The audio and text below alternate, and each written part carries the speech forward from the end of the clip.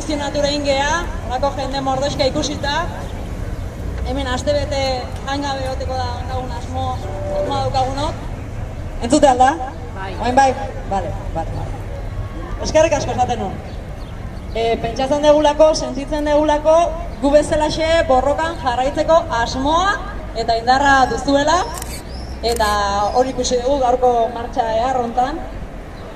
Izan ere, pentsatzen dugu borrokatzeko garaia dela. Diputazioak erraustegiaren kontratua, inok ikusi ez duen kontratu hori, sinatu eta amore emango dugula pentsatzen duen garaian, inoiz baino ozenago esan behar dugu, ez garela geldirik egongo.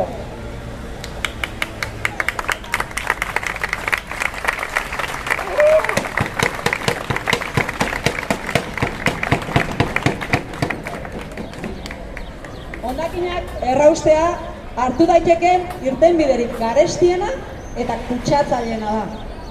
Gizakien osasunean ondorio kaltegarria ditu, bereziki gertu bizi diren herritarrentzat eta zer esanik ez umeentzat, gertu bizi diren ume horientzat. Eta Europako Batasunak ekonomia zirkularra bultzatzeko neurrien aurka doa gainera, bete-betean. Gipuzkoak ez du erraustegirik behar. Ez du behar. Dagoeneko, herrien erdietan baino gehiagotan, hondakin bilketa eraginkor bat martxan jarri dugu. Eta herritar askok, etxetik atxita, ikusi dugu zer gutxi den egiten dugun zaborra, erzikla ezin dugun hori. Ez jakina Donostialdeko kaleetako edukiontzi oro jale horietan ikusten duguna, ez noski. Hiri hondakinen 80% birziklagarriak dira, jatorriz ongi bereiztu eta kudeatzen badira. Herritarren konpromisoa eta ardura bakarri behar dira horretarako. Eta erakundeen implikazioa noski. Jakina, erraustegi batek bide honean egindako guztia zapuztu egin nahi.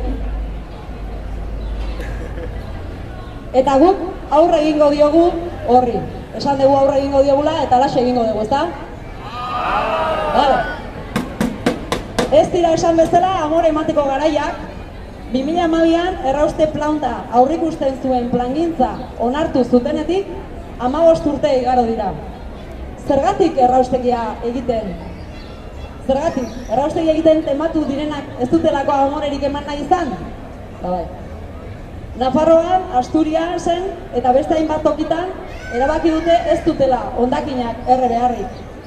Gipuzkoan ere ez du erre beharrik. Haren tximinietatik irtengo diren gai toksikoen ondorioz, minbizi hartuko duen herritar bakar batek nahiko arrazoi izan beharko luke proiektu hau gelditzeko. Beraz, zer dago tximini horien atzean? Urbaser bezalako multinazional ustelen interes ilunak eta politikari itxu batzuen arduragabekeria eta interes izkutuak izan daitezke?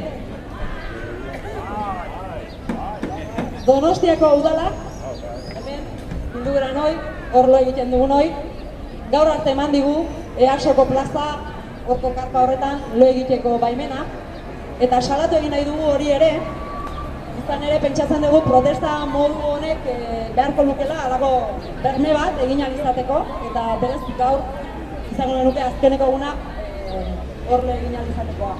Hala ere, esaten dizuegu guk asmoa dugula hemen jarraitzeko, auzo hontan sentitu dugula sekulako babesa gainera, eta hori ere eskertu nahi dugu, izan dialako etxe mordoska bat, iriki zaizkigunak, dutxatzeko, jateko ez, torri da baten bat, eskaintzen baina. Eta egia esan oso babestua sentitu gara hemen, eta beraz guk jarraitzeko asmoa daukagu, jarraitu egingo dugu, osasunak ez dugu, eta astebetean behintzak oso gara egingo dugu hemen oso ateratuen auzo hontan.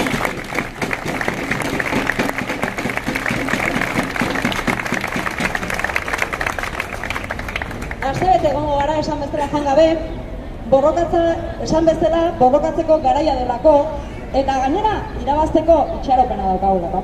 Egia esan, hala daukagu. Jateari utziko diogu, gu eta gure ondorengoen osasunarengatik, besteak beste, baita egia esan, Olano, Asensio eta Enparauen osasunarengatik. Ardura printzipioagatik, afera honek burugabekeria asko ez ezik formetan ere berezten gaituelako errotik. Haiek denon diruarekin angula janda ospatu nahi izan zuten, kontratu ustel bat, urtetako lotzen zuena Gipuzkoa, eta gure botxikoak, eta gure diruak, beste zerbaitetan erabili daitezken, eta erabili beharko lirateken diru horiek. Eta guk aldiz, urarekin garbitu nahi dugu haiek zikindutako guzti hori. Eutxili eta ez etxi, geldituko dugu.